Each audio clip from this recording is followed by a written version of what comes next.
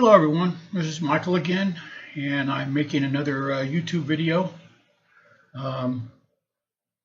Nice to see everyone, anyone that watches. I just got back from a 2-hour bicycle ride.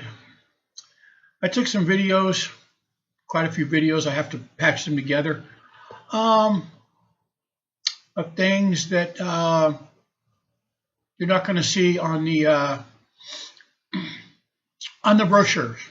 I usually go for about a 2-hour bicycle ride. I ride around through some villages that are near the subdivision that I live in. Some of the videos are really actually horrifying, the way the people live here. But like I said, I'll make another video specifically for that one. So I'll probably make 2 videos today. Tomorrow's Sunday, and I take my daughter swimming on Sunday. So anyways, I won't make a video tomorrow. I got to be careful what I say at the very first part of this video, because of censorship where I live. All you have to do is go on the internet and just look up internet scam capitals and whatever. Southeast Asia is a full of scam buildings where they just have the scam centers. But a lot of the people here that like myself and other foreigners, we call it Scambodia. Okay. A lot of the people that live here think that foreigners are uneducated, walking ATM machines. So there's a lot of scams. Whether you plan on coming here for a visit, for a vacation, plan on moving here, I'm going to let you be aware of some of the scams. I know most of the scams, if not all, of the ones that they will try to pull on people. Okay. Like I said, they have these huge compounds that are highly secured, and they're scam call centers where they scam people out of their money for these fraudulent Bitcoin scams. Anyways, I'm going to review some of the scams that they make over here, that they do over here. Okay. The I don't have enough change scam. Okay. You will go into a shop, into a business, and buy something. Let's say it's $13 or $14, and you pull a $100 bill or a $50 bill out of your wallet and give it to them, and they will tell you, okay, I don't have the change. Let me go to the back and go get the change to bring you the change for what you're purchasing. And you say, okay. And they leave off with your $100 or $50 bill, because they take US dollars over here and their Cambodian real. And they will take off with your $100 bill or your $50 bill. And they will wait a few minutes, and they will come back, and they will say, they will give it back to you, and they will say, I am sorry, I don't have enough change to give you. I'm sorry. And you're going to say, oh, wow, too bad, and put it back in your wallet. They're going to take your $100 or $50 bill and give you back a counterfeit one. Okay? That's what they do. That's a scam. Okay? It's a popular scam. It's a well-known scam. If I have to buy something and they have to leave with the money that I give them, US money, I take out my phone and I hold the bill, and I take a copy of the serial number of the bill, because that way I know they can't pull the scam, and they know they can't pull it too. So there you go. There's a scam for you right there.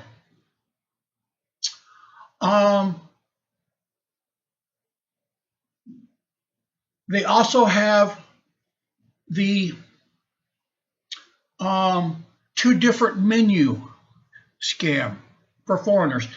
Not out here in the. I live, like I said, I live in like what we would call the suburbs. I live outside of the city, in near villages, what they call villages. I call them ghettos, but they're villages. They're where they live. Not so much out here, but in the city, where they have foreigners that come. Obviously, they can tell we're foreigners because just the way we look. Whether they're from USA, Australia, New Zealand, France, wherever they're from. And you will go in a restaurant and they will give you a menu. And you will look at the menu and you will order the food. Everybody at the table, if they're all foreigners, will order whatever. And in your mind, you're kind of thinking, wow, I kind of like know what the price is going to be.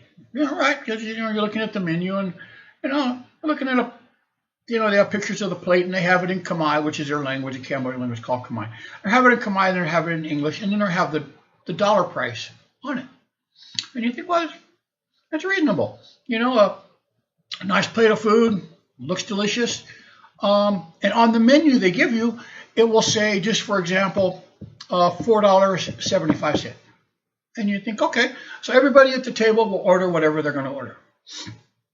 You're finished eating, and then now you raise your hand and you say you would like the bill, you'd like to pay. They're going to bring you a bill, and that bill is going to be a lot higher than what you're expecting. Okay? Kind of in your head, you're expecting a certain amount, and the bill is going to be 50, 60, 70, 80% higher than what you're expecting. And you look at it and you're thinking in your head, wow, it can't be, they must have done something wrong. So you raise your hand back up and they come. Even if they speak English, they will act like they don't really understand you. And you say, no, not correct. No, you'll be showing them on the bill. It's not correct. No. And they're saying, no, correct. Then you will say, let me see the menu.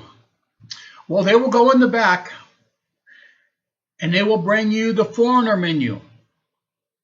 Okay? It will look exactly the same as the menu that you ordered from. But the prices on that menu will be a lot higher.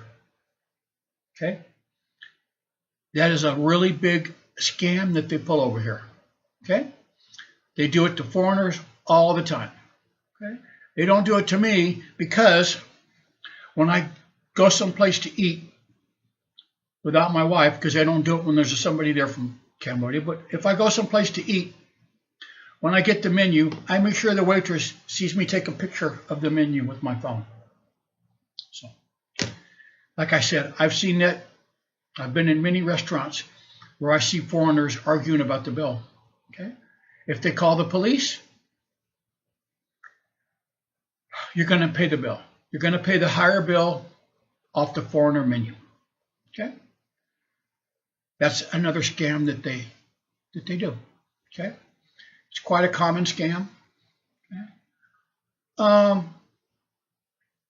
Another scam that they will pull over here is usually the girl in distress or girls in distress.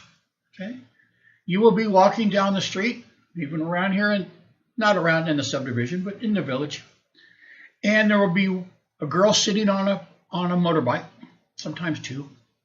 She will speak a little bit of English. She will say her phone, the battery is dead, her phone doesn't work, her phone is broken, and her motorbike will not work. Can she use your phone? Can she borrow your phone to call family? And it's usually at least one attractive girl, sometimes two, and they will usually target men, even if they have a wife with them or girlfriend, whoever's with them. And to be a nice person, okay, you will say, okay, and you give them your phone, and they're going to take off on the motorbike, and your phone will be gone. Okay? That's what they do. Okay. That's the kind of scams that they pull over here.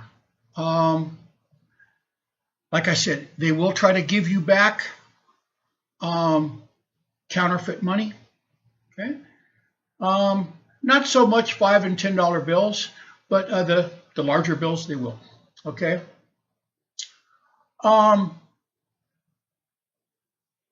Another one of the scams that they tried to pull on me. Okay. I have never been scammed over here. I've helped a lot of people. I really helped a lot of people. I have never been scammed over here because I'm aware of them. Okay. I almost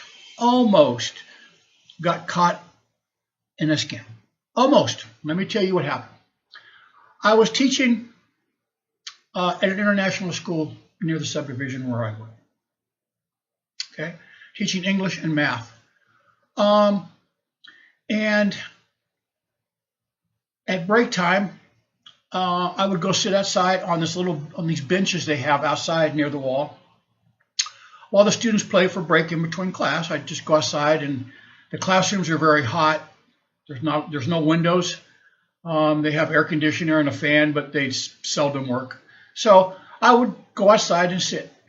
And I had a young girl that can speak some English. It's broken English, but I could have conversation with her. A very limited conversation, but I could have conversation with her. Very, very nice girl. Maybe 11 or 12 years old. Okay. And one day I'm sitting outside on the bench, just watching the children play. And she came and she sat next to me, which is no big problem. And she said, "Teacher, I need to tell you something." And I said, "Okay, you can tell me." And she said, I'm scared." And I said, "You're scared to tell me something?" And she said, "I'm scared." And I said, she's looking at the ground. She's not making eye contact with me, which was kind of strange because usually we would talk, and I was looking at her. And she said, I need to tell, but I'm scared." And I said, "You're scared of me?" And she said, "No."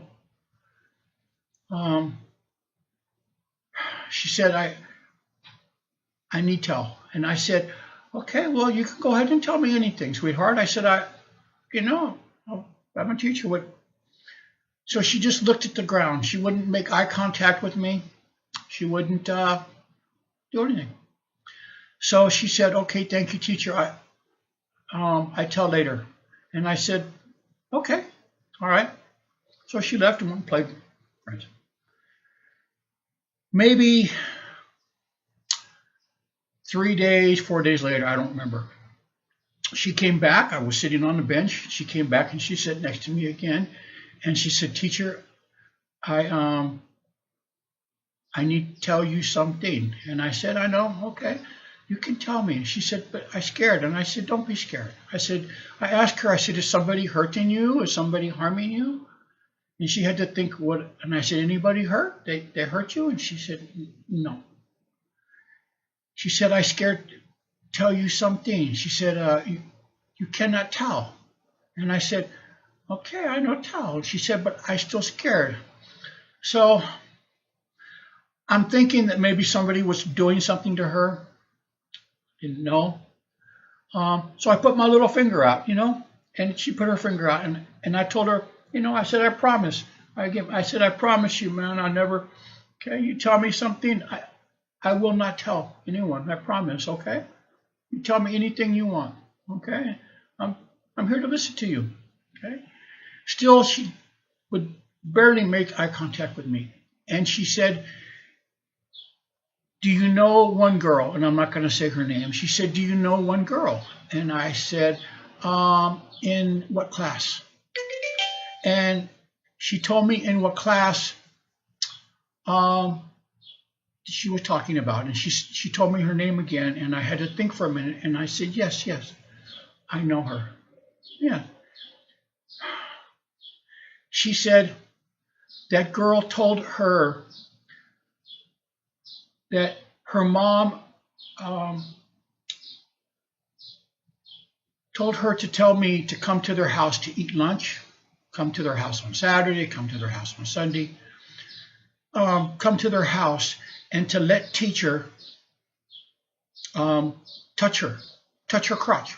You know what? I'm not going to use the word because I don't want YouTube to ban it. So, but you know what I'm talking about. To let me touch her. And then after I would touch her, and then they would go to my house, come to my house, and tell me and my wife, if I don't pay them money, they're going to go to the police. Okay? So she told me. She told it to me in her broken English way. She said, teacher, they're going to steal from you. They're going to tell police you do something no nice. She said one girl she doesn't want to do. She was, I don't know how old the girl was, maybe 12, 13, somewhere around there. And she said the girl does not want to do. She said, teacher, they know your house. They see your house. The mommy told the girl the family have money. She scolded her daughter a lot because I don't go to their house. And I wanted to be angry. I wanted to say something, but I wasn't going to let my emotions go up to her. And I said, thank you. I told her, thank you very much for telling me. She said, please no tell. And I said, I'm not going to tell anybody, sweetheart. Okay? Remember, I promised with her. I promised to the finger again. And I had to keep that promise. Then it had dawned on me that the girl she was talking about had asked me to come to her house many times to eat lunch, to come on Saturday, to eat, to come on Sunday, to come to her house. She had asked me half a dozen times to come to her house. And I had always said no. I was either busy or I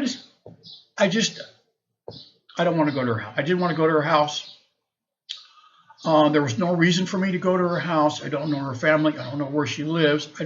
There was just no reason. So I knew the girl that was telling me the story was telling me the truth. Okay? For a couple different reasons. Number one, because the girl had asked me many times to come to her house. Number two, these two girls were too young to think of a plan like that. I don't believe they had the capacity to think up a story like that. There would be no reason for them to do that. So I told no one. I told no one about it, not even my wife, because I made a promise.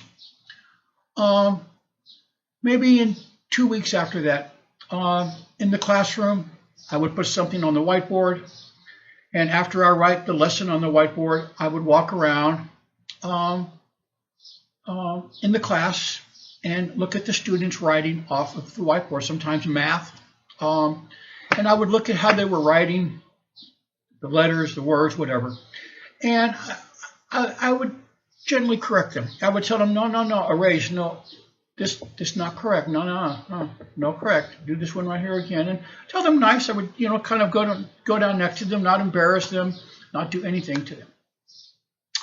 So, and I would do that all the time in the class. I would walk around after I put the lesson on the board and walk around and see how they were doing and watch and help them write something. And that's my job as a teacher. So after a couple weeks, I went up to the girl that her mom was trying to scam me. And I got down like I normally do, close to them. And I told her as close to her ear as I could get without it looking weird. I told her, I said, tell your mom, teacher knows. Teacher knows. And she looked up at me with a look that I cannot even describe. Okay? So I know it was the truth. Okay? She looked up at me wondering, how did I know that? Okay? Maybe 3 or 4 days after that, she stopped coming to school. I never saw her again. So,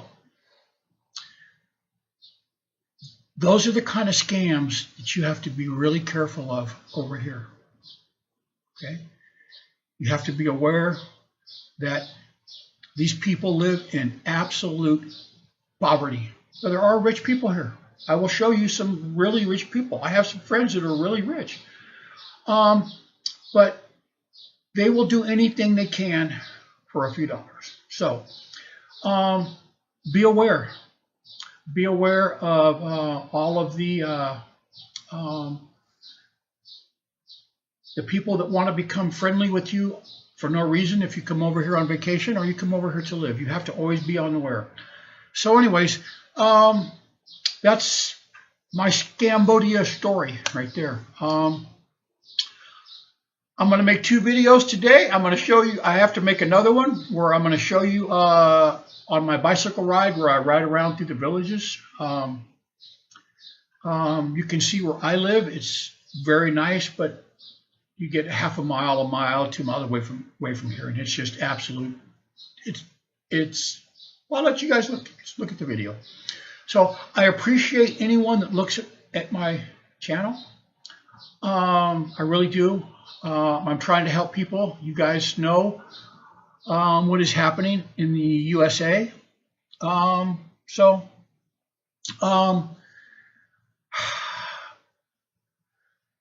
tell everyone, wherever you plan on going, whether it's here or any place, you can't leave the United States without a passport. Okay? Everyone needs to have a passport, a valid passport. Okay? Or you can't leave. You'll be stuck there. So make sure your passport, if you have one, is updated, and if not, please spend the money and get a passport. I know everybody now is tight for the money. So again, I want to thank everyone for anyone that comments or leaves anything on my YouTube channel. Again, I'll tell you my email address. It's live.rich.cambodia@gmail.com. And if you have any questions about moving here, any questions about coming here on vacation, anything I can do to help you, okay? Leave something in the comments or send me an email, and I check my emails all the time. So I want to thank all of you for watching this video. If you watched it all the way through, I appreciate it. And it's Saturday morning in Cambodia. Probably by the time you see this video, it will be maybe Saturday evening in the United States or wherever you're watching from. But right now it's Saturday morning in Cambodia. And again, thank you guys so much. Oh, and I always forget to tell you that everyone says it. Please hit like and subscribe. You know, do the thumbs up and the subscribe thing. It helps me. Like I said, I'm finding it kind of fun to make these YouTube videos. I'm kind of probably seem kind of dorky at it right now. But anyways, you guys have a very blessed day, and thank you so much for watching my video. Goodbye.